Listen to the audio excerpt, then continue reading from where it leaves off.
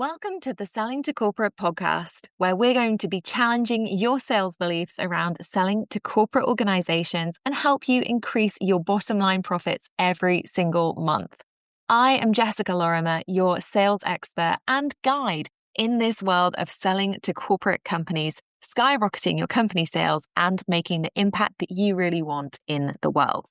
Now, don't forget, if you do enjoy the show today, please do head over to iTunes and leave us a review. But enjoy this episode, and I am really looking forward to sharing some epic sales wisdom with you.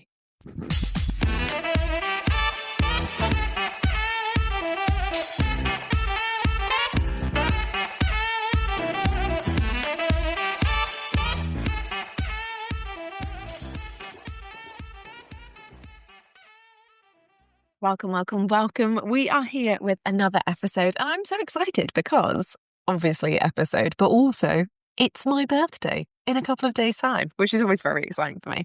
This year, I think I've talked about this on the podcast before, but this year I'm going to be 36. I don't really know how I feel about that. So if you have turned 36 recently or just ever in your life, let me know. What was it like? Was it a good year? I'm keeping my fingers crossed because as I have, I think, talked about relatively often this year, 2025 has been, I'm going to say, interesting. It's been an interesting year. I've had an awful lot on with various house moves and family stuff and everything else that kind of comes into a normal year. This year, there just feels like there's a lot more of it. So, as this episode comes out, it will officially be, 3 days before my birthday.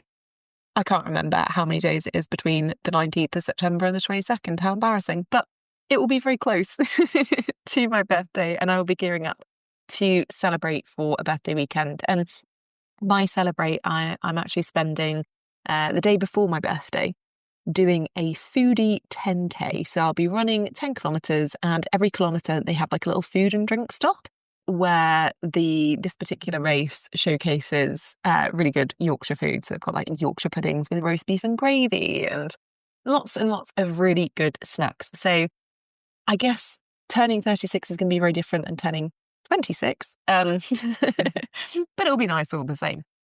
So as we head into the end of September and speed towards the end of this final quarter of the calendar year, which I can't quite believe has come around so quickly, but it has, I want to remind you that now is the time where hopefully over the course of this month, you'll have taken significant sales action.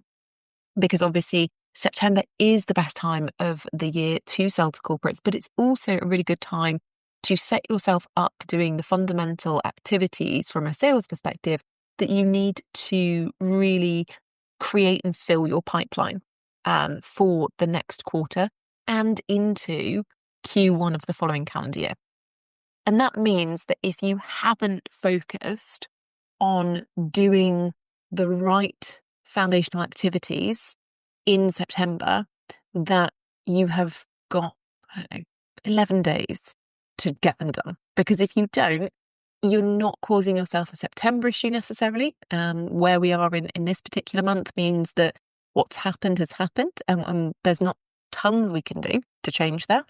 But you do leave yourself in a position where the rest of the quarter could be quite a challenge. Now, I go to that saying that if you haven't already booked yourself in for a spot with the Expert Services Directory and you want to make sure that you're generating qualified inbound leads for the next 12 months, it would be useful for you to jump in now. We're actually losing spaces in all categories and regions, and the category leadership in London is now completely full. So if you are somebody who is thinking, I'll just wait and see and, keep hoping that my category has a spot still in a month's time or 2 months' time, these spots are going really, really quickly. So it is a really good time if you are ready to generate inbound leads for the next 12 months to hop into the Expert Services Directory. And again, if you want to go and grab yourself a spot, that link is www.expertservicesdirectory.com/sales. So that's www.expertservicesdirectory.com/sales. and you can still get yourself a spot. And that is going to be really, really important for those of you who haven't been able to do fundamental lead generation activity in September. This is a good opportunity, a really, really good opportunity to help yourself generate more inbound, more qualified leads over the next 12 months entirely. So when you're busy with the other activities around business development, when you're busy doing delivery, when you're busy writing proposals and all that kind of stuff, and you don't have time to prioritize your ongoing lead generation efforts, the Expert Services Directory is there in the background helping you to do that. So if you are not currently implementing a lead generation strategy, or you know that you go through periods in the year where you get too busy to prioritize it and everything starts to fall by the wayside, this is a good opportunity to get yourself in, grab yourself a spot in your category and chosen region. All right.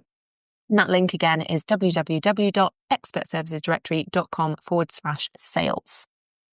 Now, today's episode is, I guess, a bit of a different one for me because I say quite openly and quite regularly, I am not a mindset expert. I know many, many people who are incredible mindset experts and who are fully qualified. You know, I've been fortunate enough to work with some amazing clients over the years who are clinical psychologists and clinical psychotherapists and people who've specialized in trauma work to a high level. I've worked with people who are mindset specialists and who've certified through various means and methodologies. And I am not a mindset expert. So let's talk about that right at the beginning and kind of be transparent there, because I think that there is a big difference between what this episode could perhaps be perceived to be and what it actually is, right? So I think the perception when anyone talks about mindset is that somebody is going to sit there and give their expert opinion on how to overcome mindset issues. And, you know, I am not qualified to give any kind of therapeutic advice at all. So what this episode is actually about are the key and common questions and wobbles that come up from people most often in their B2B sales process. And there are 6 of them. So I want to walk through them today. And I'm not going to come to you from I think I might want to stray into mindset because that looks a bit fun perspective. Instead, I want to share the common questions and mindset wobbles that people have when they are embarking or going through their sales process to sell to corporate companies, and give you a little bit of insight into some of the ways that other people have overcome those challenges so that you can decide to take any gold nuggets from it yourself. All right. But just in case you were worried that I was going to launch some kind of like mindset course, not going to happen. My own particular brand of mindset is obviously, I don't know, lacking in emotion, I think. Robotic is how I'm often referred to, kindly, but still. So let's talk about some of the things that come up here. Now, like I say, there are 6 particular mindset wobbles, problems, or questions that people tend to ask themselves over the course of embarking on their B2B sales process and creating it, or, you know, moving through sales processes that are outstanding. And this can happen anytime and to anyone. These are not problems that happen just to people who are newer to selling to corporates or selling at all. These can come up at any time during somebody's sales career. And obviously, I've been doing B2B sales myself, teaching B2B sales, training other people how to deliver B2B sales strategy and consulting for companies on B2B sales for over 18 years. So, you know, this is an amalgamation episode, if you like, of the key issues that I have seen come up repeatedly over that, feels like quite a long period of time that I have been working in the B2B sales space. And this big issue that kind of prevails over everything that people do when it comes to the B2B sales process is not necessarily being unclear about what they are doing, you know, although strategy absolutely and lack of strategy can cause major, major issues. It's being told exactly what to do and then not doing it. And that's not because people are lazy, right? Over 18 years of teaching, training, consulting, and doing B2B sales, I can tell you that people who are given a clear strategy and struggle to follow it, or spend all of their time procrastinating on following it, or spend most of their time questioning it, they are not lazy people. Often, though, they are people who lack the sales skills, the sales confidence, and sometimes resilience to actually take action. And a big part of that comes down to mindset, right? So that's what we want to look at today, is those most common things that come up for those of you who have been given a clear B2B sales strategy or a proven B2B sales strategy. For those of you who've created your own and you're, struggling to follow it or struggling to action it. Or for those of you who are more experienced and you are going through a bit of a period in your business where you're plateauing, and you're not seeing the sales come through as easily or as quickly. This can all lead into, or these situations can all lead into these dangerous questions and mindset wobbles that we have that actually really sabotage the rest of your activity and business moving forward. All right. So whilst it happens all the time, we obviously don't want it to continuing happening in your business. So let's take a little look at these specific 6 questions, wobbles, however you want to refer to them, and go through and understand what you can do differently, what you can think about differently. And remember, if you don't know what to do, so if you go through this episode and you're like, actually, Jess, I don't ask myself any of this. I'm not worried about any of this. It's just I don't know what to do and how to spend my time and what sales activities are actually going to work, then you don't have a mindset problem right now around sales, but you will need to figure out a way to develop a sales strategy for selling to corporate specifically that is going to work for you. And if you're confused about activities or strategies that you want to embed into your business, or you're not sure what activities you should be doing and you want a bit of advice and guidance, drop me a little message over on LinkedIn and I can recommend some other useful podcast episodes to help with where you're at. So if you do decide, actually, I have a strategy problem, drop me a little message on LinkedIn. Let me know a little bit about your business, about where you're struggling with in your sales process, and I can recommend other helpful podcast episodes and resources for you to go and have a look at and have a listen to, so that you can start embedding some of those fundamental sales activities that are actually going to get you the results you want. Okay, so let's get started. The first one that I hear all of the time that people worry about, and again, this is not just inexperienced or new salespeople, this is lots and lots across the gamut of inexperienced through to very experienced through to somebody who has mastery level of B2B sales. Am I a burden?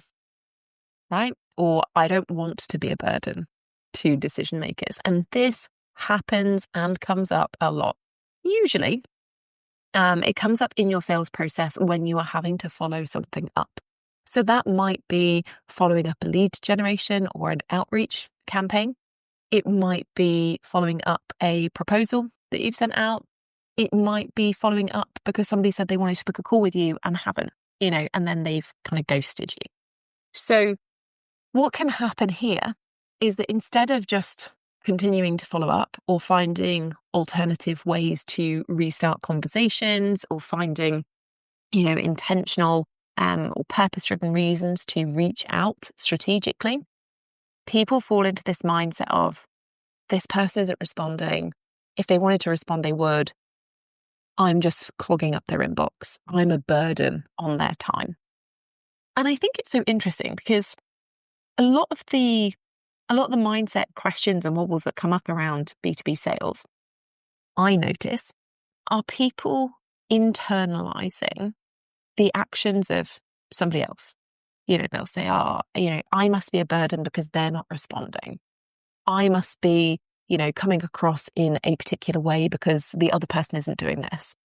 And I think that's really interesting because, and it might surprise you to learn, up until, I don't know, my mid-20s, I was a real people pleaser. I wanted people to, probably not in the traditional sense of the word, actually. I'm just thinking this through, but I was a people pleaser in that I wanted people to be happy with my performance all the time. I wanted to be a really good person for other people.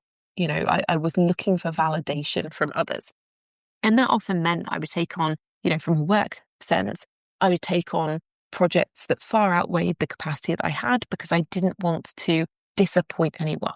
I wanted to do the best I could. From a personal perspective, it meant I said yes and put myself in far more overwhelming situations than really were required because I didn't want to put anybody else out. I didn't want to make them feel uncomfortable. And it's interesting, isn't it? Because I think a lot of us can fall into that trap. We don't want people to feel uncomfortable. We don't want people to feel like we're endlessly chasing or harassing them for no reason. And so we internalize that. We assume that if somebody isn't doing something, they're not, reaching out to us, they're not responding, they're not doing X, Y, Z, that in some way it is our fault or it is our problem and that we need to do something better, be better, or that we need to leave them alone and hope that they will remember to do it themselves. And one of the things I've learned through, an over 18-year career in sales is that internalizing it doesn't actually help. In fact, it removes responsibility from the other party. And believe it or not, when we're doing B2B sales, we're dealing with adults, right? They are an adult. So if they don't want to respond to you, they don't have to. If they want you to stop emailing them, they can tell you. If they don't want to go ahead with something, they can choose to tell you. So if somebody is not responding to you and you are being ghosted on something, instead of thinking, oh my gosh, am I a burden? Start thinking, oh my gosh, why isn't this person taking responsibility for their own needs, right? Why isn't this person taking the responsibility to tell me they don't want whatever it is that you're offering? Or, why isn't this person taking the responsibility on themselves to email me and say, actually, it just doesn't work for me to have a call this month. Can we do X time instead? And, I realize that's quite a simplistic view of things, but I do think that adults in 2025 really struggle with transparent communication. And I think part of it is that we're all sat here thinking, oh my gosh, am I a burden by following up and doing my job, by trying to be the best salesperson I can for my business? And we're letting people off the hook. Because inevitably, when we start thinking, oh, I'm a burden, oh, I'm just clogging up their inbox, what do? We stop. We stop following them up. We stop contacting them. We assume that when they're ready, they'll do something. And actually, that gives that person the out all of the time to not communicate. And what also ends up happening from a sales perspective is that in the event that they do actually want what you have and they haven't communicated for ages, they'll then come to you last minute and expect you to put yourself out when they're like, oh my gosh, we want to go ahead with this immediately and it must happen now. And you're having to drop everything because of their poor communication, right? So when we start to think, am I a burden in the sales process, it's also time to think, am I actually, by following up or by doing whatever you're doing, giving this person the opportunity to be responsible and accountable for their own communication, right? Side note, if anybody here has ever had a follow-up from me, you now know that I will follow up forever and I will always just think, oh my gosh, this is such a great opportunity for them to think responsibly and take accountability for responding and for their own communication. So there you go. I will never be sorry to follow up now.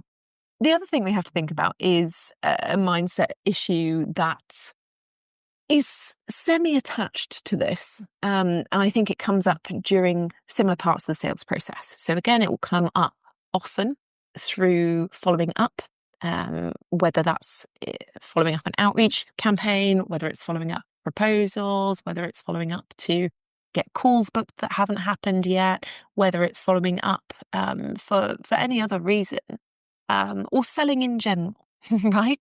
And talking about your services, it comes up there quite often. So, when you're talking about what you offer, when you're talking about the reasons that companies need your services, when you're talking about commercial impacts that are happening if they don't purchase your services, the big wobble that comes up is, do I look desperate?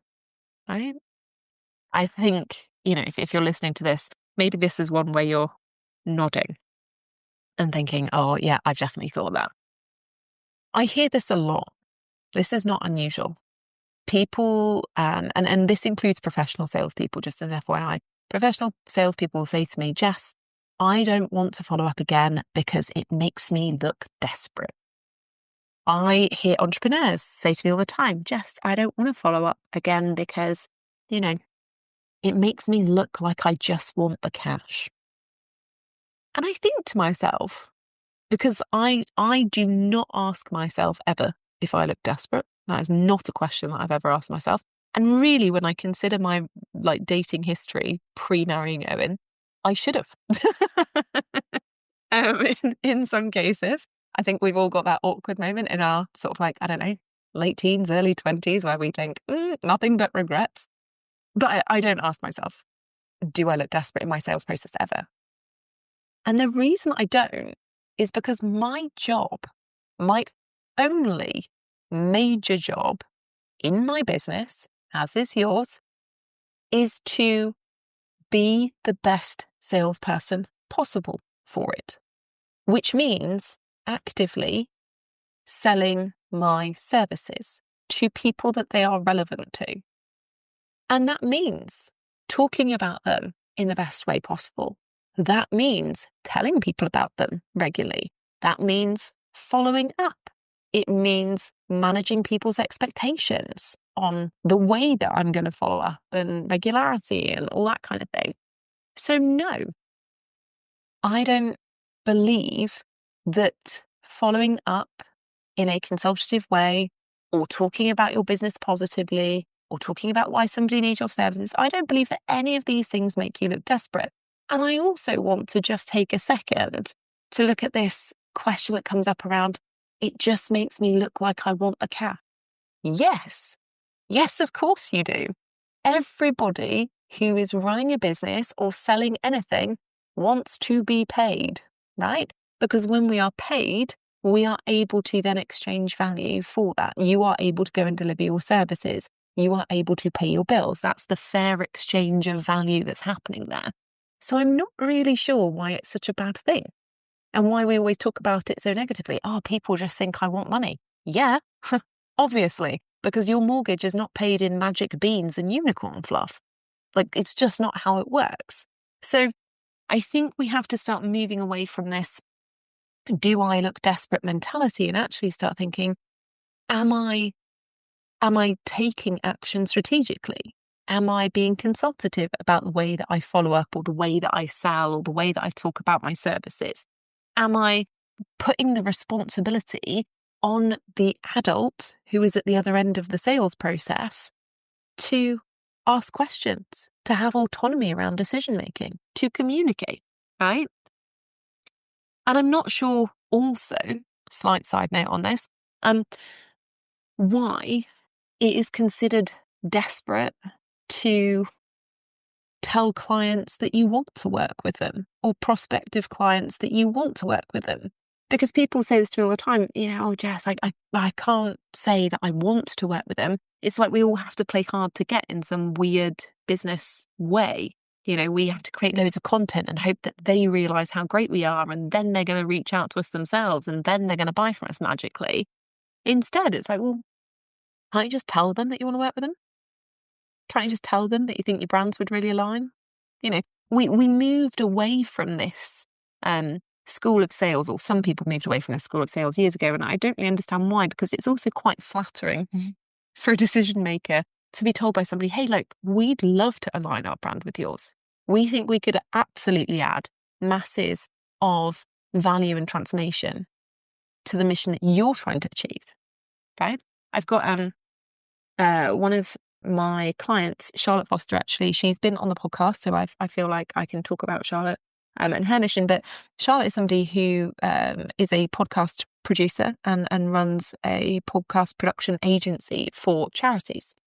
And so, one of the really exciting things that she does is she create these podcasts that support charities in generating additional fundraising and getting more donations and generating more awareness of the areas that those charities are working in and the how they're supporting end users that take up their services.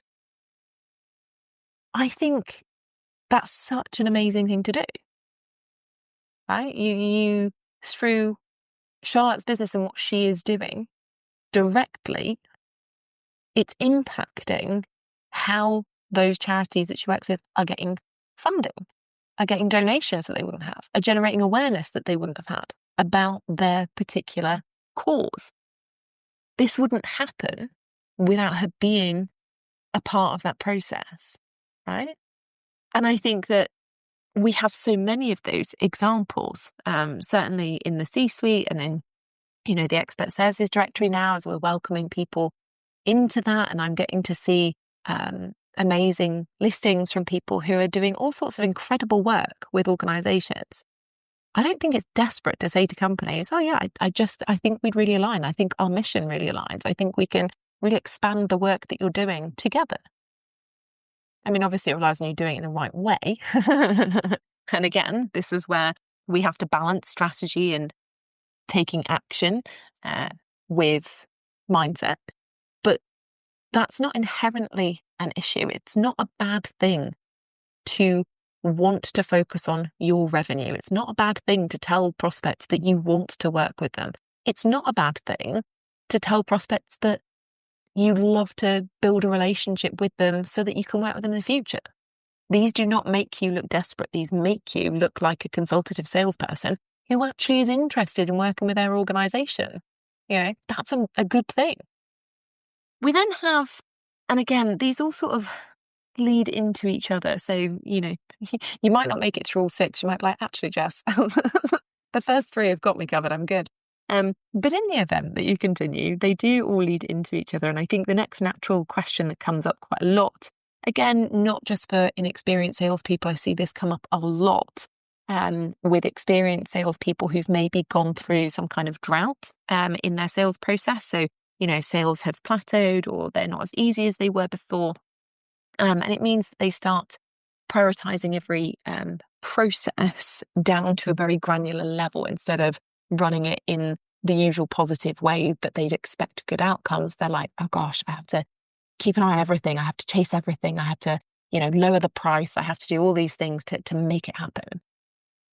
And as a result of that, we can see people start to question, because they are trying to communicate regularly, because they're trying to follow up regularly, because they're trying to, change the price and make it lower and, all these kinds of things. People start to think, what if they think I'm pushy? Right? And this usually comes off the back of thinking that somebody thinks you're desperate. What if they think I'm pushy? And this is an interesting one because I hark back to this idea that adults are responsible for the way they communicate. So if somebody isn't communicating with you and you're following up, as long as you're doing that consultatively and courteously, then there's not an issue, right? I talk a lot about some of the problematic communication. I talk about it in the C-suite and I talk about it in my program. So it's not something I blast around the internet because I think that's quite unfair to people who maybe just didn't realize that their communication was problematic. But one of the things that's quite interesting for me is that what we do is not always as important as how we do it. So, for example, I get pitched for podcast guests quite a lot. If you listen to this podcast, you will know that the only guests we have on the Selling to Corporate podcast are people who are providing their own case study and their own breakthroughs of what it has been like for them on their journey to sell to corporates. And the people that we interview on the podcast, or I interview on the podcast, are people who've worked with me in some capacity because they are sharing with my audience, my listeners, breakthrough moments that they've had using a strategy that I talk about consistently on the podcast. It wouldn't make any sense for me to have other guests, right?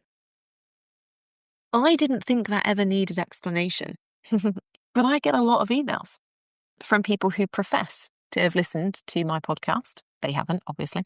And they'll be like, oh, I've got this guest, and this guest actually wants to share how your audience can make millions using cryptocurrency, right?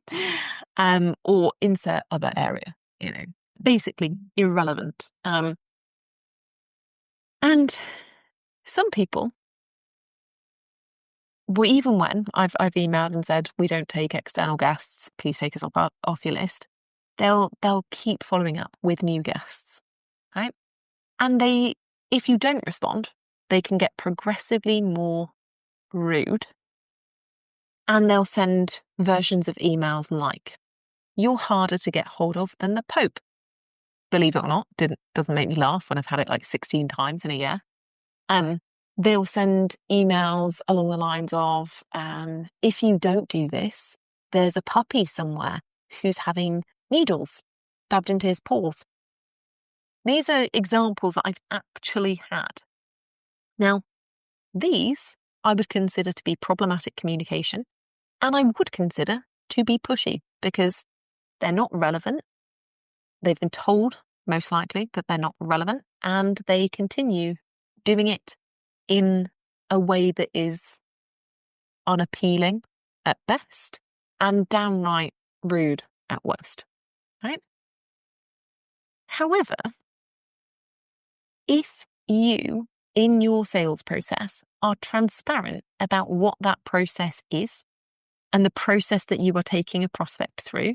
So, for example, if you send a proposal to a prospect and you've said, hey, look, in a week's time, I'm going to follow up with you and, see if you've had any thoughts. Guess what? Following up with them in a week's time doesn't make you pushy because you told them you were going to do it, right? So when we start thinking about whether or not we look pushy, a lot of the time this does come down not so much to what we're doing or how many times we're following up. It's how we go about that and how we communicate it. Are we being polite and courteous at all times? Yes. Okay. Tick. Great. Wonderful.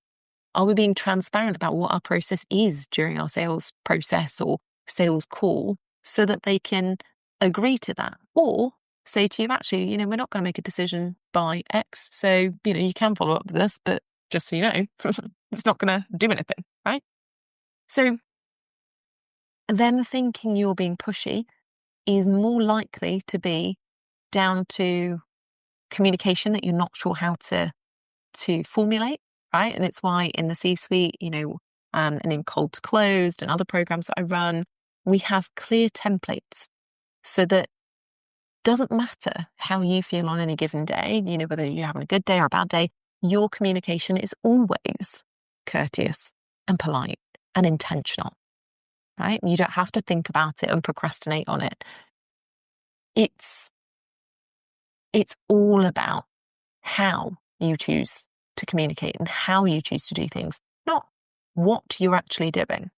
Yeah. We then have one that comes up, and actually this isn't really related to being pushy. So earlier on, there you go. That was that was incorrect. I apologize unreservedly. But the next mindset wobble that comes up is the permission piece. Is it okay to do X? Right? So I get this a lot from people who say, is it really okay to send cold email outreach? Is it really okay to do cold calling still? Is it really okay to follow up if I haven't heard from somebody in 6 months? Is it really okay if I suggest a solution at this price point, right? Now, this is a mindset piece, and to be clear, questioning yourself as somebody who is setting up or has set up a business for the first time, who hasn't been in sales before, who is lacking in sales confidence or sometimes in sales skills and the practical skills needed to be a salesperson, it's normal to question yourself. I don't necessarily question myself when it comes to sales because, again, 18 years is a very, very long time. And I don't think there's anything that hasn't happened during a sales process yet that, would then lead me to be surprised during other sales processes. But in life, there are lots of things I don't know a lot about. Cooking, for example, I question myself all of the time when I'm cooking, mainly because I'm not interested in it.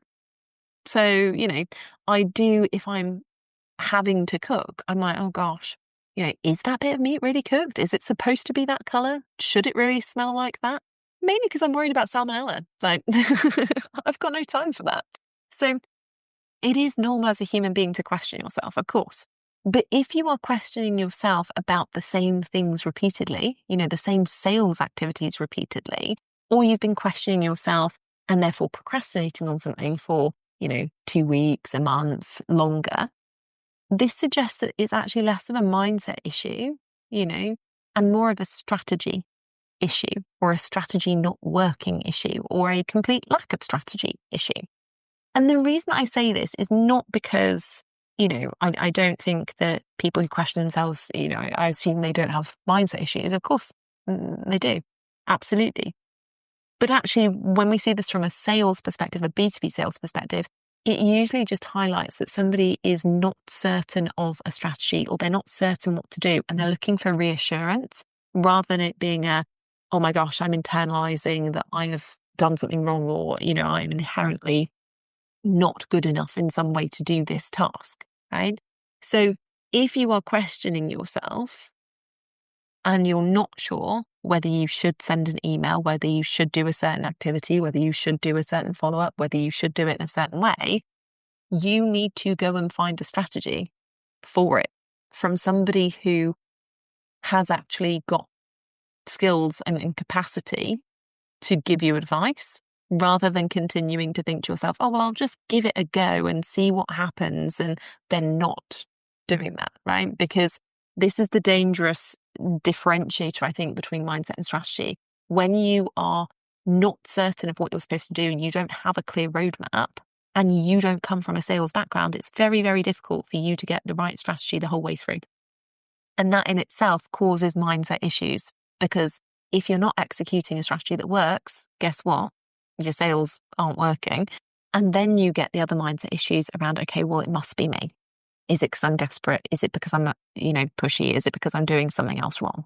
Yeah. So get yourself a good strategy. Like I say, if you are not sure what you should be doing and you've got issues with your existing strategy, drop me a message on LinkedIn and I will recommend other podcast episodes for you to go and listen to. Let me know where you're at in your business. Let me know what the problems are.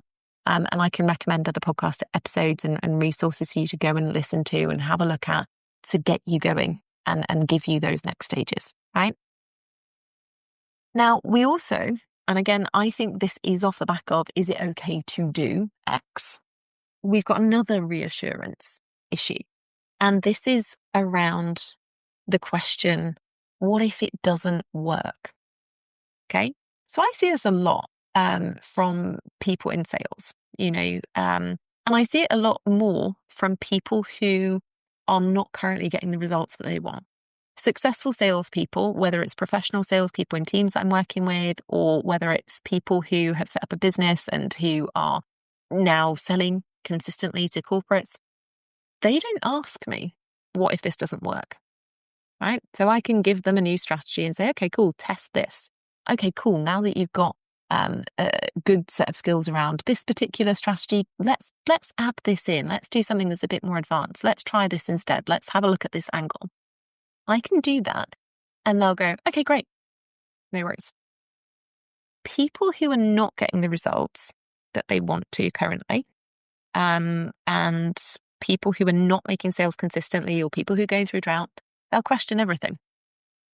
So you can say, okay, well, why don't you write an email and ask about this? And they'll go, well, what if it doesn't work? What should I do then? And I'm like, we haven't even sent the email yet, right? What's the problem? You don't know if it's going to work or not. And we're kind of part of this culture that is, well, what if it doesn't work? What if I fail? And, the only guarantee in sales is that you will fail a lot. You'll get a lot of rejection. You will get very used to being told no, being told that you are being rejected in some way, that your proposal wasn't right, that your pricing wasn't great. Like, there'll be so many things that come up that are a punch in the gut. a smack in the mouth, whatever other negative experience you could have, right? This is normal. I think as a society, we try and avoid failure so much that actually it means we avoid a lot of the things that we could do to be successful. And I see, again, this question comes up: what if it doesn't work? Just what if I buy a program from you and it doesn't work? I'm like, well, what about the 500 or 1,000 people who've already bought it and it did work, right? Why are we discounting their experiences? Or people say, yeah, but Jess, if I send this email, and this person hasn't responded in 6 months, what if it doesn't work? What if they don't reply to me? Well, then we deal with that when it happens, right? This is a sign, if you're asking yourself this question, if you listen to podcast episodes like mine or like anyone's, and you listen to them and you listen to the breakthroughs that people are having, or you listen to a certain strategy that's being discussed, and you go, well, I could try that, but what if it doesn't work? This is massively signaling that you don't have a clear strategy that you're confident in, or that you're not actually super confident in your own sales skills. Because there are no guarantees. When you set up a business, when you become a salesperson for your business, there are no guarantees that your business is going to work out. It's up to you, right? But if you don't do the right sales activity or the right volume of it, it is pretty much guaranteed that you are not going to get the sales results that you want. It's quite a simple equation. But the problem is, people waste so much time analysing all of the different strategies that they could use, and then thinking, well, what if it doesn't work? That they don't actually do the right activities, or any activity, or a high enough volume of activity to generate any positive results. I have thousands of people who have listened to an episode that I did about cold outreach and talking about cold email outreach. And I have loads of people who've emailed me like, oh, it is a good episode, but what if it doesn't work for me? I'm thinking about buying a cold outreach course, but what if it doesn't work for me? And I'm always very kind when I go back to people. I'm always very polite, and I will always answer questions honestly and transparently, and make people feel heard, because that's what they deserve when they email me, to feel heard, to feel like their problem is being addressed or, spoken to. But I also think, well, what about the hundreds and thousands of people who are already using it? Why would it not work for you? Right? It's actually something my mum said to me when I started my business. I don't know if I've shared this on the podcast before, but in 2014 I started my business, and I'd left my corporate job because I was diagnosed with a chronic illness, and I couldn't work 70, 80-hour weeks that I'd been pulling anymore. And I was devastated. I didn't want to set up a business, but I didn't really have any choice because nobody was hiring part-time salespeople then, and there was no hybrid working and stuff. So I was like, fine, I'll go and set up this business. And as I set up the business, I saw, thank you, online space. I saw loads of people who were setting up these kind of one-person businesses, these solopreneur businesses, and they were doing well. They were making, good money. And I was like, oh, well, actually, here is the business case for me. Here is the evidence, the validation that other people are doing it. So I'm going to be fine. Now, obviously, if you've ever set up a business before, and I assume you have because you're here listening to this, otherwise, weird listenership. But if you set up a business before, you'll know that the first few months are quite hard, because if you've left a job, especially, you're sort of like, oh, well, everyone's talking about freedom and about like flow and doing things on your own time, and like, opportunities just coming to you, and, abundance and whatever. And obviously it's not like that. It's quite hard work, actually. So I spent the first 3 months of my business, completely throwing out my metrics. I was like, oh, I'm not going to have metrics for myself. It'd be stupid. I'm just good at sales. I was like, I'm not going to start working at 7:30 in the morning anymore. No. I'm going to get up at 9 and maybe start by 11. It is safe to say that after 3 months of doing this and basically not following any of my own strategies, guidance, metrics, anything, I was buying 1-ply toilet paper from the local supermarket, which was a Lidl, incidentally, and thinking, oh my God, this is not the ease and flow and abundance and whatever that everyone's perpetuating. And so I made the mistake of going to my mum and saying, oh gosh, it's so unfair. Like, I just can't do it. It's really hard. Da, da, da, da. And my mum looked at me after I'd spouted all this stuff. She looked at me and she was like, what the F is wrong with you? And I was like, sorry, I was expecting, sympathy and maybe like, do you want a free lunch or something? And she was like, you spent all this time telling me all these other people are doing it. All these other people are making money. All these other people are having a great time. All these other people are getting these amazing holidays and opportunities and whatever. She's like, so what is so special about you that you can't? Now, there's nothing more humbling than your mother essentially saying to you that you are not unique, you are just lazy. But I took that on board. And, I've had my business 11 years now, and it's been really successful, and it continues to be really successful, and it continues to work around my life. And these days I can work fewer hours and I can be more around for, doing things with my friends than I could in the first sort of 6 months to a year. But I also think we have to start when we are people who think, what if it doesn't work all the time? We have to start looking for evidence that it actually does to inspire and motivate us to do something differently. Because if we don't, then we just see all this negative evidence all the time. Oh, I've sent out 4 emails, but nobody replied, so it doesn't work. Email outreach doesn't work for me, right?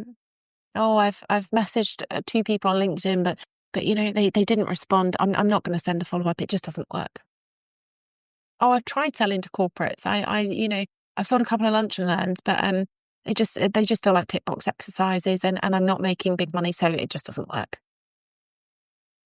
I can give you examples for everything of people who will say to me, oh, there's no point in talking to wellbeing directors because they just don't have any budget, Jess. It just doesn't work. And I'm never frustrated about it. It sounds awful, but I don't care, right? And it's not because I don't care about my clients. It's not because I don't care about people like you who listen to the podcast and write in and tell me things like this. It's because I know it does. I know it does work. If somebody is willing to put in the time, if somebody is willing to follow a strategy, if somebody is willing to take the action despite being afraid, then actually these things do work. But if you're always looking for that evidence that it doesn't, you will only find in your own actions evidence that it doesn't. Because you won't follow through in the right way. You won't follow a strategy clearly. You will always procrastinate on things. And unfortunately, that means that things won't go your way. Right? So if you are somebody who thinks to yourself, what if it doesn't work a lot? Then you need to be thinking, do I actually have a strategy that I'm following? What are the metrics from that strategy telling me?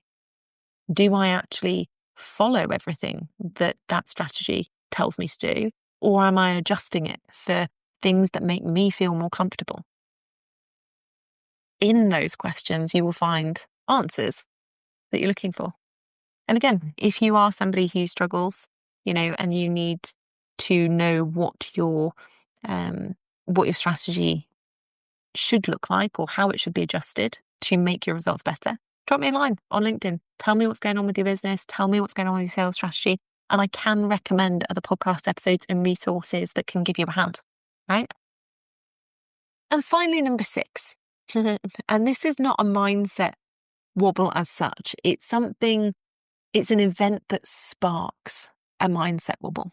And we've touched upon it throughout the episode, but I just want to really lay it home here. It's when someone tells you no, right? Maybe they say, you send them a message on LinkedIn and they say, no, stop emailing me, stop messaging me on LinkedIn. Or in your cold outreach process, they say, no, thanks. Or, when you have submitted a proposal and they're like, oh, we're actually not going to do that. No, being rejected. When you get a response and it isn't the one that you want, that can spark mindset issues. And for a lot of people, it usually sparks them around price, particularly for proposals being rejected. Oh my gosh, the price must have been too high. I must not have got the right price. Being rejected is part of life.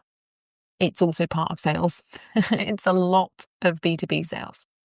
The more no's you get, the more yeses you will inevitably get, because you'll be doing a volume of activity that gives you the ability to get both no's and yeses, right? The average person, actually, without any formal sales training, will close 1 in 5 opportunities, right? 1 in 5. But if you don't have 5 sales calls every month, well, you're probably not getting many qualified proposals, and you're probably not getting many sales. So, when you're told no, it's important to be able to shake that off, to develop your resilience muscles, to go, okay, well, let's find out why and let's do something differently. Or let's find out why and let's see what I can do to save this situation. No doesn't mean, in any capacity, unless somebody directly says it to you, no does not mean, no, we hate you, we would never work with you, we would rather, cut down 500 trees than give you any money for your services ever. That's not what it means. Sometimes it's just, no, this isn't a good time. No, this isn't relevant to me. No, actually, this solution didn't meet our needs on this occasion. Somebody else's did. It's all fine. The great thing about sales is that nothing is unsavable. There is nothing that happens in a sales process that isn't savable in some way, that doesn't help you deepen a relationship in some way, that doesn't help you go on to make money in the future in some way. So don't get caught up so much in the no's. All right. So the big news, I guess, from this episode is the more sales activity you do and the more effort you put in, actually, the less of a problem some of these mindset wobbles and questions that you ask yourself become, because they just become a normal part of sales life, and they become easier to brush off, and they become easier to avoid focusing on in a way that is negative and detrimental to your business. All right. But as ever, as we speed into October, as we speed into the final quarter of the year, you do need to be doing fundamental sales activities that are going to move your business forward. So if you've sat through this episode thinking, okay, well, maybe I've got a bit of a mindset issue, maybe I should go and get a mindset, coach or some support. Maybe you should if you have a mindset issue and a clear sales strategy. But maybe you should also think about upping your volume of activity, following a clear strategy, and giving yourself the evidence from others who are using that strategy, or from yourself, from actually using it, prioritizing it, and doing exactly as you're told using it, that it works and that has the potential to continue working for you. All right. As I said earlier, if you're not part of the Expert Services Directory yet and you do need qualified inbound leads over the next 12 months, we are losing categories, as in we are filling categories with amazing service providers who are coaches, consultants, and external service providers in categories and locations around the UK. So the leadership category in London is now full, and we have other categories that are fast approaching full in London, in the Northeast, and in the Midlands. So if you are wanting any of those locations or you want certain specialisms, please make sure you jump in now. All right. See you in the next episode.